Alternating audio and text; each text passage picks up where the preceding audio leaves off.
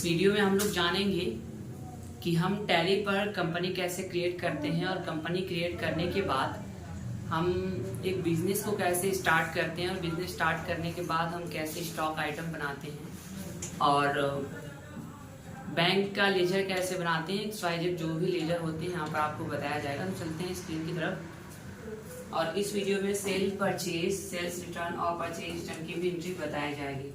तो सबसे पहले हम आ गए अपने सिस्टम पर और सिस्टम पर आने के बाद हमें आना है स्टार्ट मेनू पर और स्टार्ट मेनू पर आने के बाद हम यहाँ पर टाइप करेंगे टैली। अब टैली ERP 9 के बारे में यहाँ पर बात होगी और अगले वीडियो में हम बताएंगे कि टैली प्राइम पर हम कैसे कंपनी क्रिएट करते हैं और सेल परचेज कैसे करते हैं। ओके, तो हमारी टैली ERP 9 ओपन हो चुकी है। थोड़ा सा और नजदीक आके जूम करके बनाओ, अच्छे से क्लियर आना चाहिए। मतलब जूम करने से वीडियो फट जाती है। थोड़ा सा और नजदीक आ जाइए।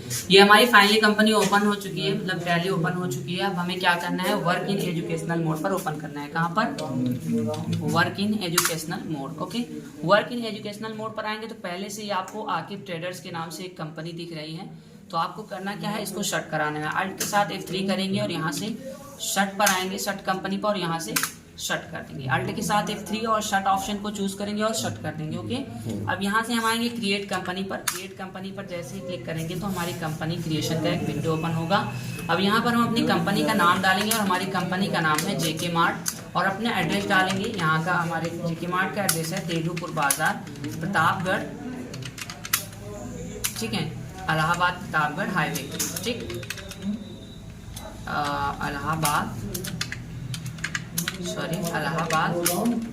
प्रतापगढ़ हाईवे, ठीक।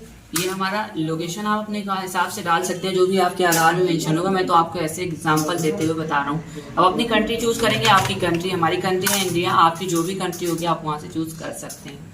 स्टेट हमारा जहाँ पर हम बिजनेस कर रहे हैं, जहाँ हमारा बिजनेस है, तो स्टेट हमारा उत्तर प्रदेश है। ओके, पिन कोड नंबर हमारा 230404 है और हम फोन नंबर, यदि हमारे पास फ़ोन नंबर है तो हम फ़ोन नंबर देंगे, नहीं तो हम ब्लैंक कर देंगे। वैसे मैं अभी फ़ोन नंबर की जगह मोबाइल नंबर दे देता हूँ, ठीक।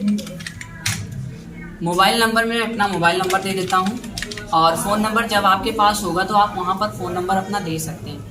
फैक्स नंबर सेम आपके मोबाइल नंबर के जैसे होता है, तो आप कोई भी यहाँ से फैक्स नंबर दे सकते हैं। तो मैं इसको ब्लैंक छोड़ता हूँ, आप XYZ कुछ भी दे सकते हैं। ओके, ईमेल मैं यहाँ पर दे देता हूँ,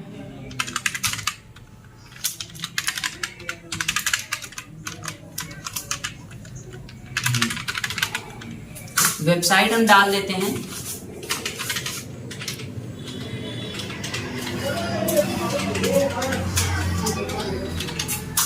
ठीक। हम यहाँ से इसको एक्सेप्ट करा लेंगे। फाइनली हमारी कंपनी अब बन चुकी है, थोड़ा सा प्रोसेसिंग मोड पर है और कंपनी हमारी बन चुकी है। अब हमें सबसे पहले करना क्या होगा, लेजर बनाना पड़ेगा। हम गेटवे ऑफ टैली पर हैं और अकाउंट इन्फो में आ जाएंगे और लेजर बनाएंगे। लेजर पर आएंगे और क्रिएट करेंगे। थोड़ा सा रनिंग में वीडियो बता रहा हूँ क्योंकि वीडियो ज़्यादा लंबा हो जाएगा तो दिक्कत हो जाएगा।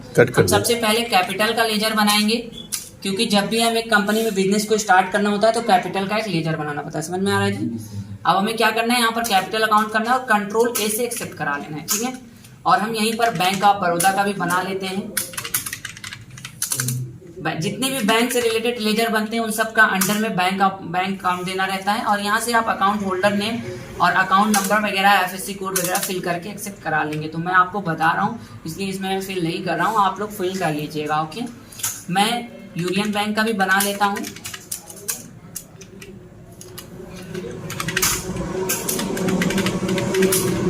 अब फटाफट लेजर बना लेते हैं। तो ऑलरेडी बन गई है हमारी यूनियन बैंक और बस 3 से 4 बैंक बहुत है।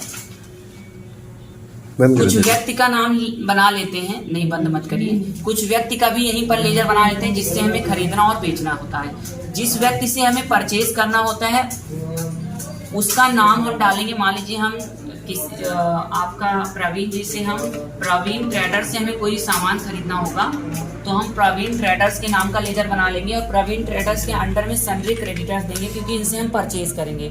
जिस व्यक्ति से हम परचेज करते हैं उसका अंडर में सन्ड्री क्रेडिटर्स देना होता है क्योंकि सन्ड्री क्रेडिटर्स एक सप्लायर होता है, ठीक। और हम एक सप्लायर से परचेज करते हैं। और मैं एक राज के नाम से बना लेता हूँ, इनको हम सन्ड्री क्रेडिटर्स करता हूँ। जिस व्यक्ति से हम सेल करते हैं उनको सन्ड्री डेप्टर्स में रखेंगे, ठीक है। जिससे भी हम सेल करते हैं वो कस्टमर होते हैं और उनको हमेशा सन्ड्री डेप्टर्स में रखा जाता है। इसको भी हम एक्सेप्ट करा लेते हैं। और उसके बाद सेल्स का लेजर बना लेते हैं, क्योंकि सेल्स और परचेज का लेजर भी बहुत जरूरी है। सेल्स के लेजर में अंडर में सेल्स अकाउंट करना है और इसको एक्सेप्ट करा लेना है।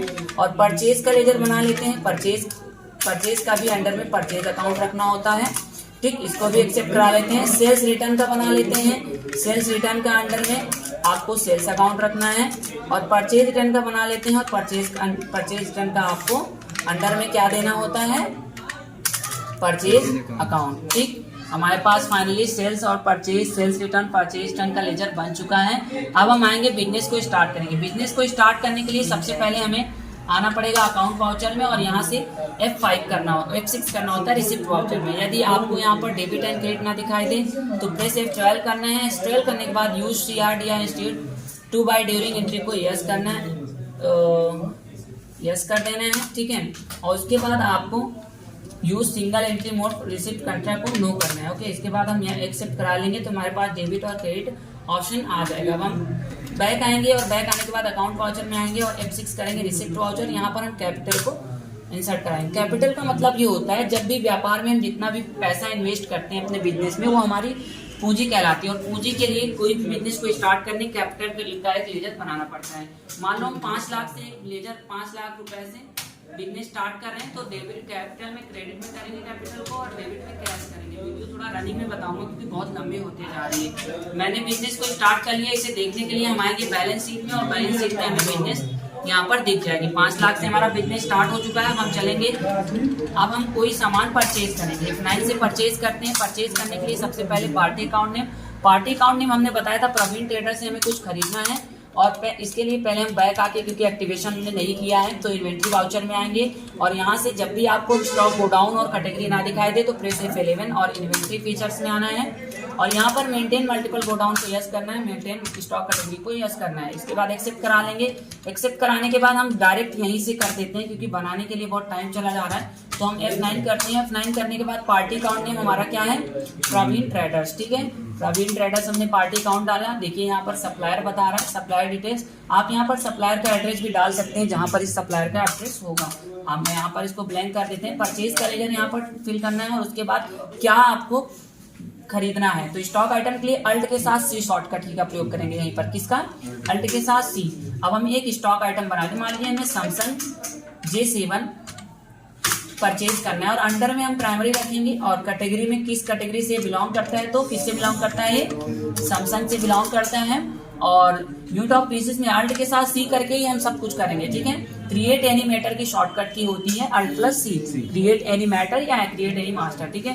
ये पीसेस में बिकता है तो मैंने इसका यूनिट भी तैयार कर रखा है, कर लिया और इसको हम एक्सेप्ट करा लिए। फाइनली हमारा स्टॉक आइटम सैमसंग J7 आ चुका है। लोकेशन भी अल्ट के साथ C करके हम यहाँ बना लेंगे। तो हमारा लोकेशन है देलूपुर में, या कि देलूपुर में हमारा गोडाउन है तो हम देलूपुर यहाँ से इंसर्ट करा लिए। क्वांटिटी हम 20 पीस ले रहे हैं और रेट किस रेट से, मान लीजिए हम 8000 की रेट से ले रहे हैं। कितने, 8000 की रेट से पर पीस 1,60,000 रुपए टोटल अमाउंट बता रहा है। हम इसको क्या करेंगे, इसको हम एक्सेप्ट करा लेंगे। देखिए हमने सेल कर लिया फाइनली। अब हम यहाँ से आके इनको इनसे पेमेंट लेंगे। चलिए इसको 1-2 पीस वापस भी करना है परचेज करने के बाद, तो कंट्रोल प्लस F9। अभी मान लीजिए इसका एक्टिवेशन नहीं है तो इसको हमें सेल भी करना है। सेल करने के लिए F8 करेंगे। F8 करने के बाद पार्टी अकाउंट नेम क्या देंगे, राज से हमें सेल करना है तो राज देंगे और उसके बाद इंटर करते चले आएंगे। इंटर करने के बाद सेल्स का लेजर यहाँ से इंसर्ट कराएंगे। सेल्स का लेजर इंसर्ट कराने के बाद नेम ऑफ आइटम क्या था, सैमसंग J7। और सैमसंग J7 में कौन से गोडाउन पर थी हमारी, देलूपुर में। बैठ जाइए जी, देलूपुर में थी। क्वांटिटी हम 2 पीस सेल कर रहे हैं और क्या रेट से सेल कर रहे हैं, 8000 का रेट। शांत रहिए जी, शांत रहिए। 8000 के रेट से लिए थे, 10,000 रुपए में हम इसको सेल कर रहे हैं। 20,000 रुपए टोटल अमाउंट बता रहे हैं और इसको हम करा लिए एक्सेप्ट। अब हम क्या करेंगे, पैसे देंगे और पैसे लेंगे। पैसे देने के लिए पेमेंट वाउचर का प्रयोग करते हैं और लेने के लिए रिसिप्ट वाउचर का। अब हमने किससे सामान परचेज किया था, प्रवीण ट्रेडर्स से, और प्रवीण ट्रेडर्स को हमें 1,60,000 देना है तो 1,60,000 रुपए हम यहाँ से दे देंगे। देने के बाद इसको हम ऑन अकाउंट करेंगे। यहाँ से क्या करेंगे, ऑन अकाउंट। हो सकता है आप लोगों में ये ना बता, और यहाँ से कैश करके इसको हम एक्सेप्ट करा लेंगे।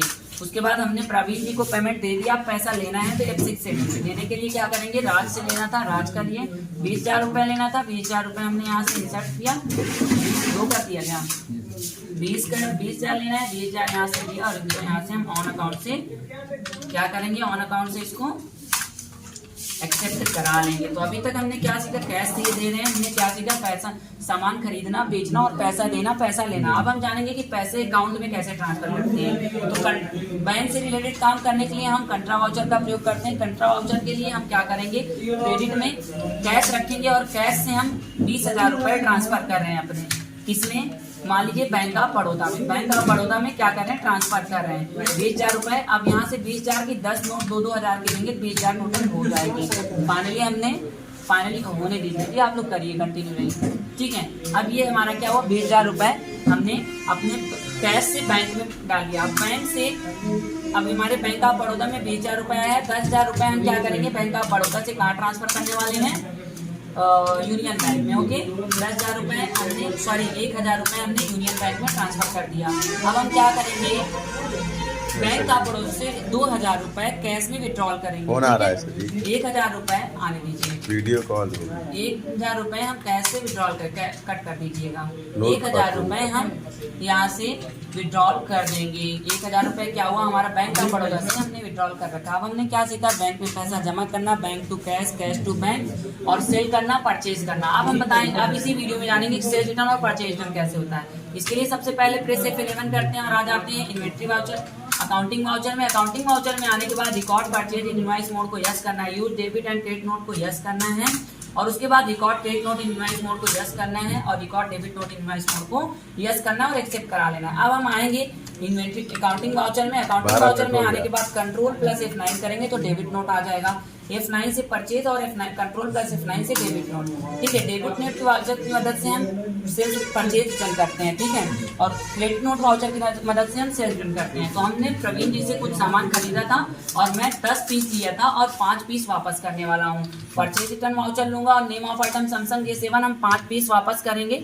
किस लोकेशन से लिए थे, देलूपुर लोकेशन से, और 5 पीस क्वांटिटी को वापस कर दे रहे हैं, समझ ना प्रवीण जी। अब हम इसको क्या किए, एक्सेप्ट कर दिए, देखिए हमने वापस कर दिया, ठीक। अब अगर हमें क्रेडिट नोट करना है, सेल्स रिटर्न करना है, कंट्रोल प्लस F8 करेंगे, ठीक है। अब यहाँ आने के बाद हम किससे, राज को भी मैंने 2 पीस कुछ सेल किया था और 1 पीस राज हमें वापस कर रहे हैं। राज की हम यहाँ सेल्स रिटर्न कर देंगे और यहाँ से देलूपुर सैमसंग J7 था और गोडाउन देलूपुर था और 1 पीस क्वांटिटी हम इसको देखो ऑटोमेटिक 10,000 रुपए से आ गई है। इसको भी हम क्या करें, एक्सेप्ट कर लिए।